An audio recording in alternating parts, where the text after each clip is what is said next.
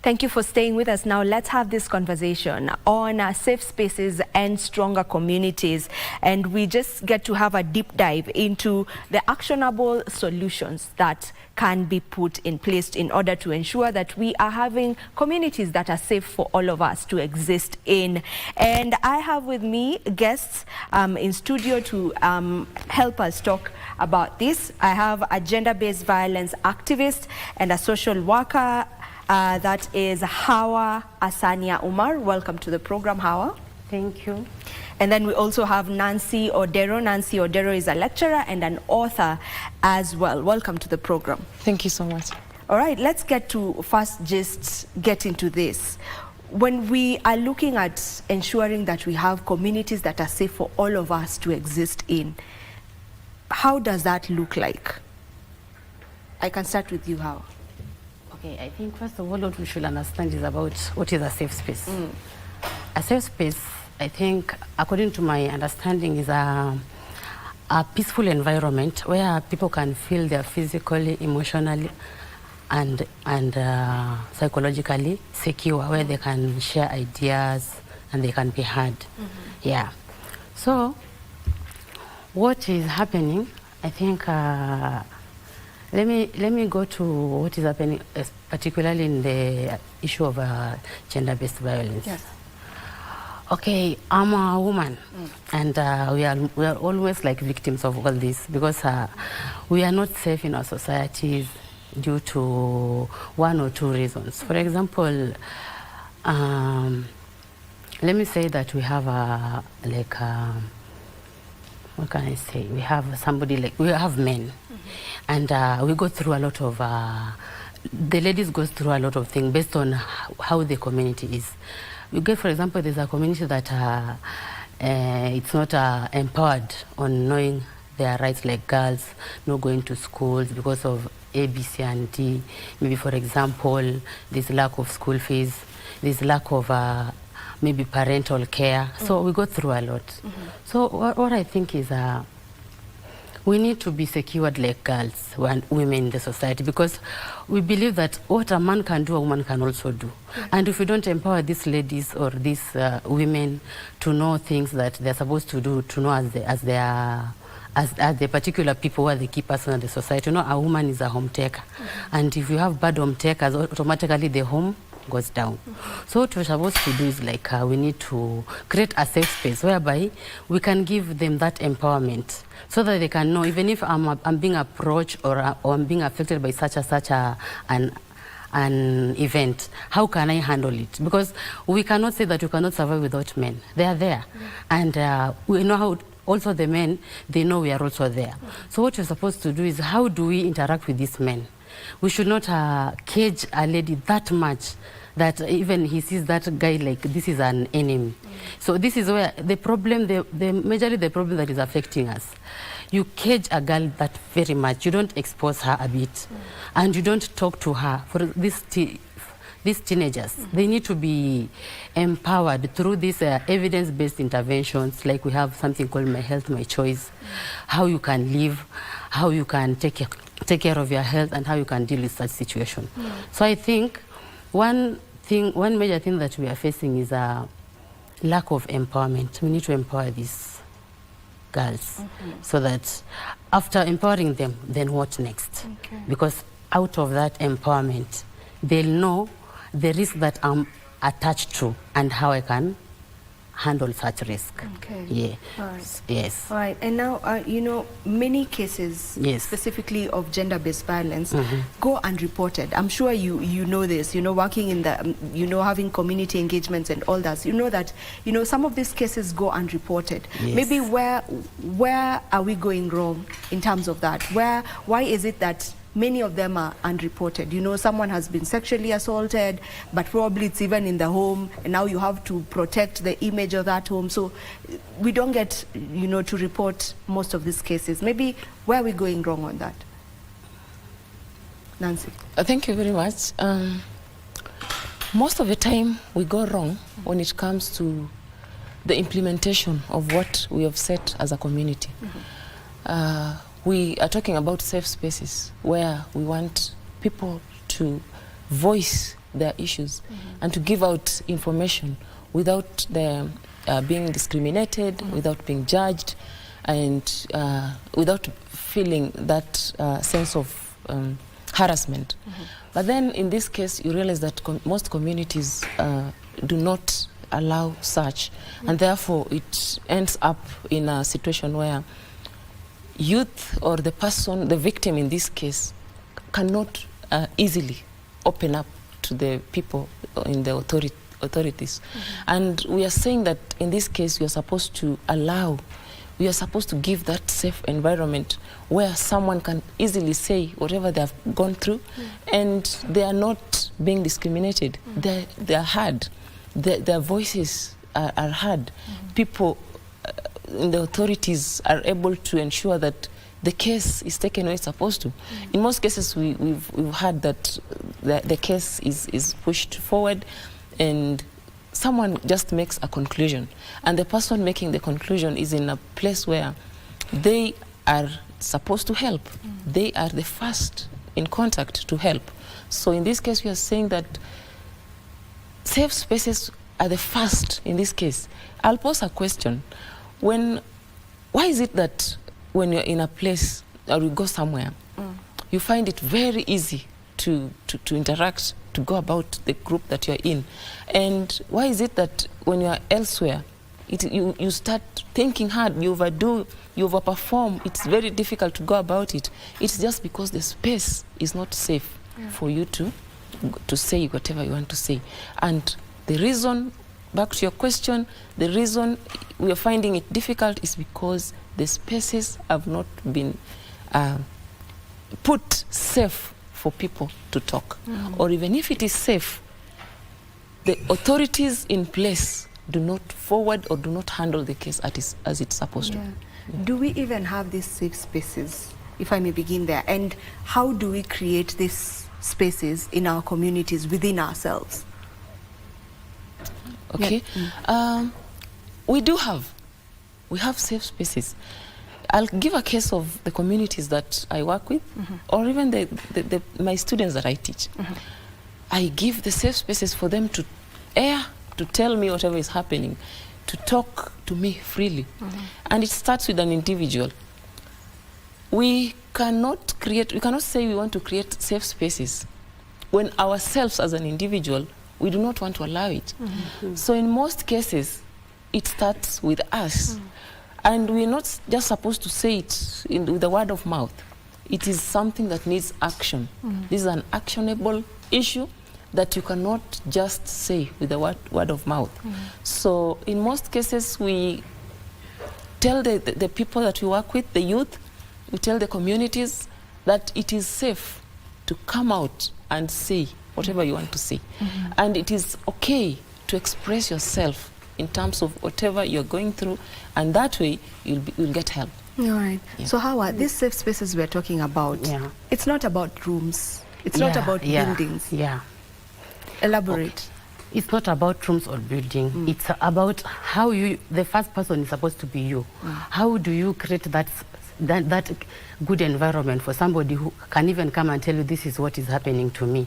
So if you go to somebody and then you start being like you are very harsh, you just want to show that maybe I just want things to be done the way I want. You know that we're not creating any safe space. You need to be very friendly to that person. And when, for example, maybe you have a group of people you're talking to, you need to like create that space. The first impression can tell how somebody can come and see you.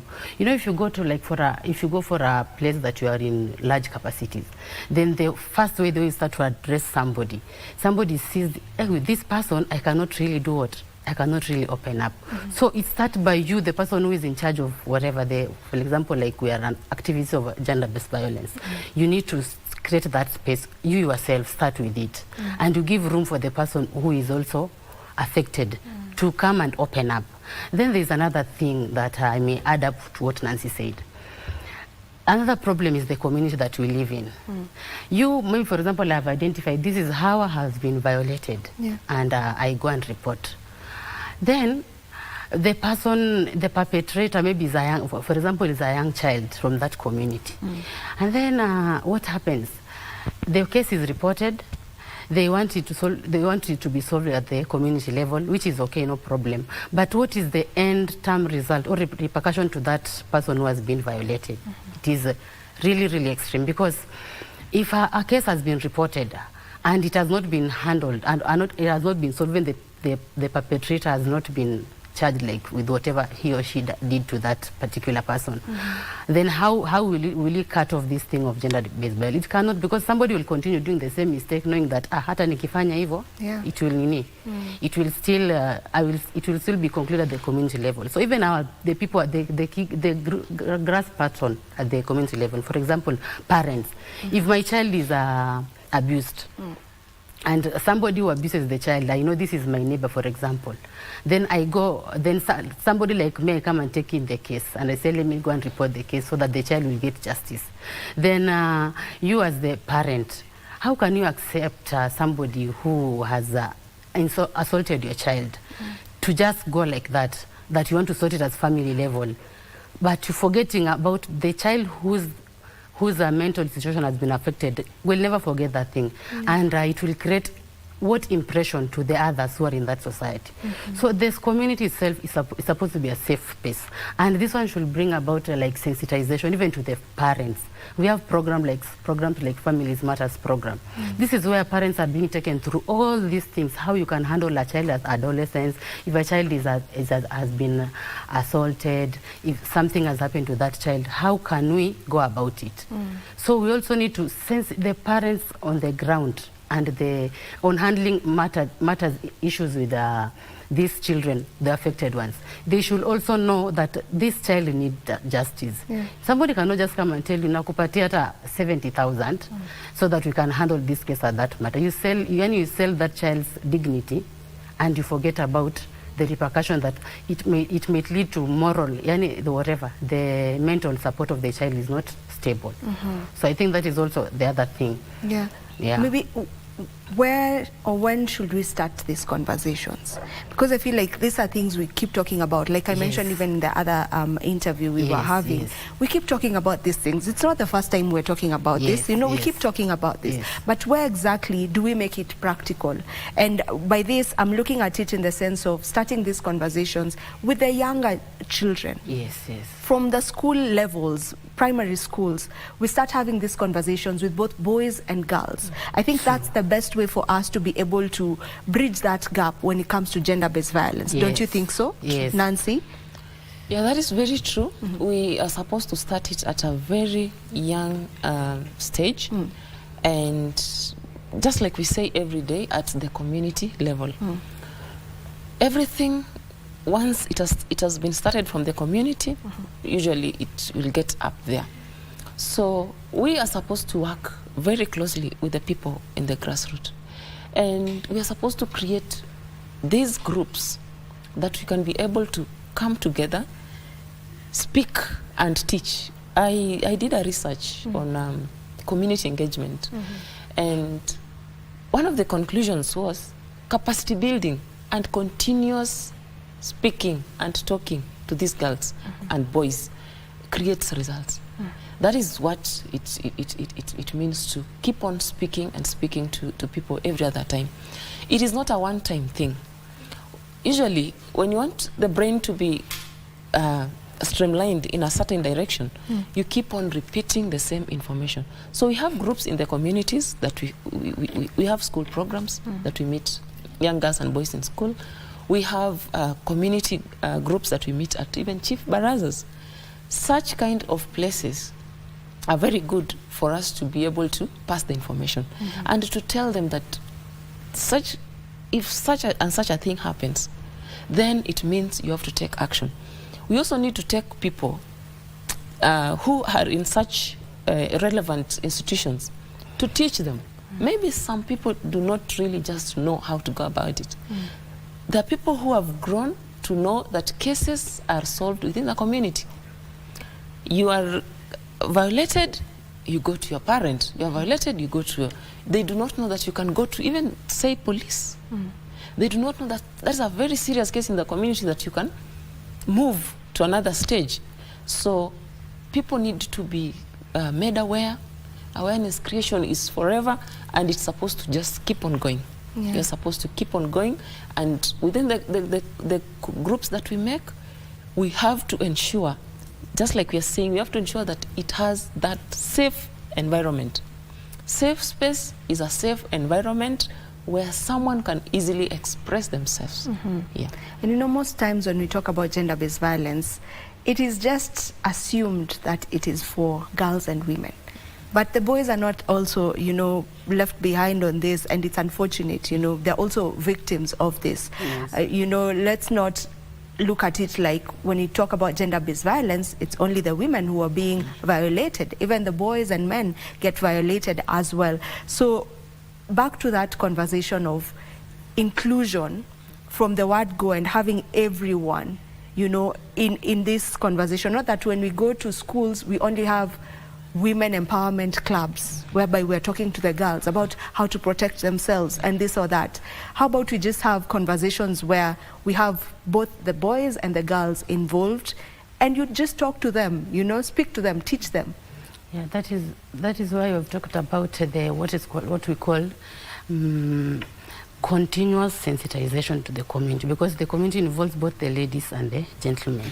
We cannot handle one character and leave the other, because they also need to be part of it. Yeah. So it's just continuous sensitization, teach them on the dangers, the negativities, the positivities of, like, if we cannot tell them that you cannot mingle, because that is part of what nature, it has to happen. But you need to tell them when you have to have limits when you're going, and whatever you're going to do, how will it affect you. For example, a young boy in form, let's say in Form 3, impregnates a girl in Form 1. That boy, they were doing it thinking that maybe it's something very simple, but they don't know the end repercussion. The boy becomes like let's say that the boy wants to take care of the girl who is pregnant. And then you want to be a father at a very young age. You don't know how to bring up a family. You're still in school. You don't have a stable income, so it affects even, you know, gender violence is not all about just what happens to you physically, even mentally. Your mental situation becomes tampered with, so it affects so many things that you cannot even sustain you as that boy. You say, now what has happened to me? So that's why we keep talking even to the boys. Whatever you are doing, first, before you do it, you need to know the bad and the good side of it. If the bad side overpowers the good side, then drop it off. Same to the girl. Whatever you are doing, how will it affect you? Because at some point, it doesn't only affect the two two children. It also affects the parent. A parent feels that I have put my effort to bring up this child. I thought I was taking good care of this child. I didn't know that whatever the child is doing outside is also another bad thing. So that's why even us as parents, still it goes there. The first thing is, parents, you should be very close to your children. If a child does something, if it is wrong, try to tell that child this is wrong. And also, you should also give that child an opportunity to express themselves to you as a parent, because you are the first person at the ground. If for example, I have a boyfriend, I need to tell, and I'm hiding it, it doesn't help me. But if I am very close to my mother or to my father, I can go and tell them, this is what I have on the table. How can you advise me about it? Automatically, the girl will be safe. She'll know that my mother will tell me ABC, and or my father will tell me this. And whatever they'll say, if they create that rapport, good rapport, the child will never mess up. Because atasema, if, for example, my mother has given me the chance, let me go and do this. Whom am I hanging out with? What am I going to do? So even if I want to mess out, there's that guiltiness will come. What if I do this? Then I'll never have this freedom that I have right now. So let me just lead the right way. So parents are the one who should start to give that, to create a safe space between them and their children. Yes. Yeah. Would you say that some of our cultural norms actually contribute to gender-based violence? How? Partly and not partly. Yes. Because some culture, let me talk about, okay, I cannot mention the tribe, but there's some cultures, if a girl go and start dating a boy, it's not a big deal, as long as you've grown. As long as somebody say, my daughter is now fully grown, she can do whatever she wants. So they give them that leeway to go and do such things, which by the end of the day, who is the mostly affected? The person who allows this thing to happen. So some cultures, they really affect.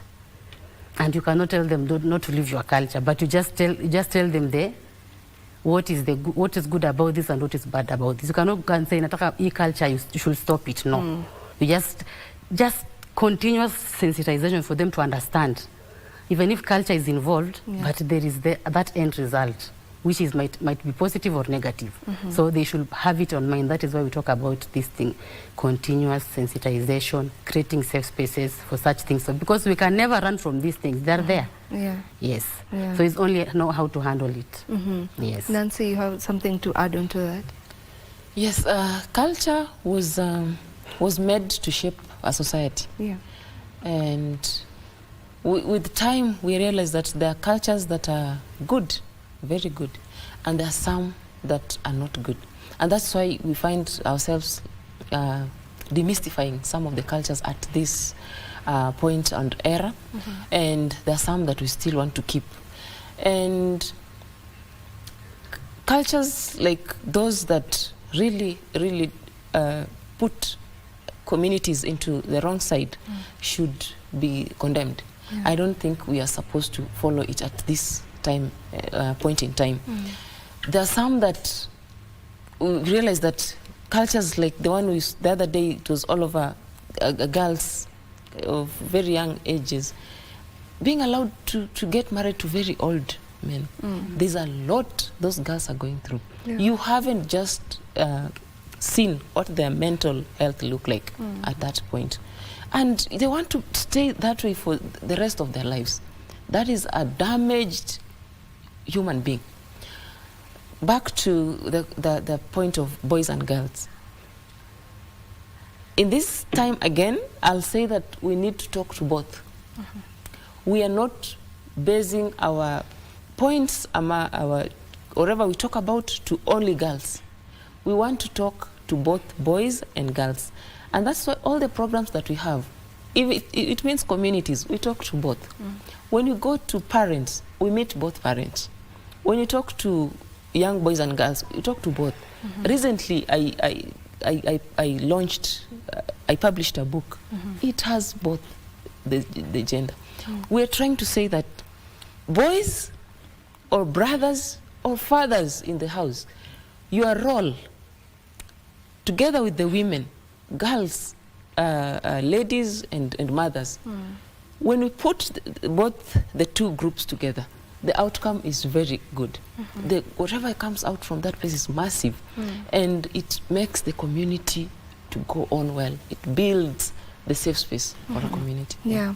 So there are cultures or some cultural norms that are still a reality right now that are a clear violation of the girl child. For example, when you talk about FGM, female genital mutilation, there are cultures that are still practicing as we speak. I'm sure you can agree with me. There are cultures that are still practicing to date. So maybe just how do we get to a point where we get to eradicate this completely? Because it's a violation and it has been outwardly put as a violation and it should not be happening, but it is still happening. So just how do we go about ensuring that even within our communities, despite some of these cultures that used to be there, like we're able to distinguish this as a violation and, you know? Okay, according to me, I can say these cultures of doing FGM is not a good thing to a lady particularly. For example, if you do FGM to a lady, then maybe in future that lady gets married. You know, it like kills down the whatever, the feeling. So it also affects the man's side, because it brings that man to a situation whereby maybe he thinks, I think this one is not working, let me go for another wife. It makes things even worse, because when you circumcise a female, you really affect so many things, because it affects that particular girl's life in future. The girl might get married, but be rest assured, the husband will go to another person, because it kills down the the human feeling that it's in the body of that girl. So I think we should also consider the fact that, okay, these things are cultures that we are doing, but the end, still about the end result, because the person who gets affected very much, it's the lady. And it also brings the issue of polygamous family, which is also very bad. If you have a polygamous family, it now goes vast, because even the children who are born in there is no peace, there is no safe space. Everything becomes chaotic.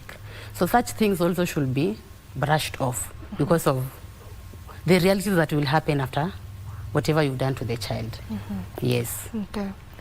Now, I want us to look at practical, maybe programs that can be put in place in order for us to ensure that we are having communities that are safe spaces for all of us to exist in. What are practical programs that we can just have in place in the smallest capacities? Hawa? I think, what can I say? First of all, we should create, like, in communities we have the CBOs, they support the community. You have the OVCs and the vulnerables at the capacity level, at the community level. So the CBOs, you have the community healthcare workers. These are the people who need to be sensitized, because they're the people who get direct to the community and they get in touch with those particular persons at the community level. So they should be sensitized. Such program, even if they're dealing with the health care side, they should also be given extra trainings about such things, so that they'll keep on sensitizing the community, because you cannot be in that community for long, but the CHVs, they are from the ground. They can do that. Such programs. Right, Nancy, on the same. All right. There are so many programs that currently are running on the grassroots to ensure that we bring change. But then it calls for just the people from the community to embrace it. Most of the time we find ourselves doing a lot and we do not get the results because maybe the people have not embraced it. Let me get back to the question you asked just a little bit. How can such culture, the bad cultures in this case, be eliminated? In my thinking, I was saying, we have a generation that embraces it, the older group. And then we have the younger generations that if we ensure they go to school, we ensure that they get the right information, we ensure that we create awareness on the effect of that particular culture. With time, because we know change is a process, with time it will fade slowly by slowly. As the older generation moves, the younger generation comes with a different mindset. And we know life moves, so with time it will fade off. And now back to the programs. We can have, we can continue with whatever you have. These are programs that have been well researched. I just talked about a research that we did recently, that capacity building is a sure strategy to eliminating some mindsets and notions. That with the good curriculum, that every day you get to train, you get to tell them, you get to tell them repeatedly, it will sink at some point. So programs to do with capacity building for communities, to demystify myths and misconceptions, to bring about good programs, to tell them which way, what is the way forward. Those programs are supposed to be there. So one is capacity building. Another one is just having a group, creating groups that you can meet regularly to just teach them on how to first run with issues that are not according to our going well with them. You know very well you're supposed to go through this FGM. Is it possible that you report? You know the AGM stage is 9 to maybe 12. When you're about there, are you able to run for your life? Are you able to seek for safety? Are you able to go to someone and speak freely and tell them that I'm facing this and I'm seeing myself being the next in the chamber? So can you help? So with that, we will be able to have such programs where people speak freely, and we'll go about it. Yeah. All right, as we almost come to a conclusion of the conversation, I want us to talk about this other challenge that we have been witnessing, and that is victim shaming. And we keep seeing it, you know, day in, day out on social media. There's always victim shaming. This happened to this person, then there's the question of what were they doing? Why were they there? And this is the victim, you know, probably they've lost their life, or they're in a critical condition or something of that sort. But when we talk about victim shaming, it brings about stigma, you know. So if we can just talk a bit about that, and maybe the best support for survivors, and how to avoid this shaming of victims at the end of the day. We can take that. Okay, what I think, if somebody posts like in social media, such a thing has happened to this person, I think the first thing we should try to know why did it reach to that point, because it cannot reach a point that somebody cannot just decide I want to go and do this, and without something, maybe there was an influence, something that made that person reach that situation. For example, if somebody takes like drug, then you end up being like, you're not sober, you can't do anything. So before we judge somebody, we should also look at the condition that made that person do this thing. And we should look to the contributing factor, because somebody might go and take, like for example, I go and take bang. If I take bang, maybe I have my own stresses that has contributed to this. So after you take that thing, you're not sober, you can decide and do anything. Maybe you are not in your sober mind. So I think before we start victimizing somebody that this thing is wrong, we should know what was the contributing factor. And if you know the contributing factor, because you cannot just handle something without knowing how it started, we should know the contributing factor. Then you go and look on a way on how you can talk to the person who is victimized. Because sometimes somebody might be in a very, very worse situation, in his or her down status in life. Now he feels that, now what do I do? Or let me go and do this and post it in social media, thinking that maybe it's something that was fun, but not knowing that that thing might cause something that it might be not appealing to the eye of the person. So it brings about regrets. So I think even the social media thing, okay, anyway, we cannot control it, but before somebody judges somebody, don't victimize somebody but before knowing what actually happened to that person. Okay. So I think we should also try to look on that. Okay. Yeah. All right. This is where we have to finish this conversation. Thank you so much, Nancy. Thank you so much, Hawa, for joining us for this. And we also get to finalize on today's Good Morning Kenya and give way to the Parliament proceedings. So do enjoy the rest of your viewing. Goodbye.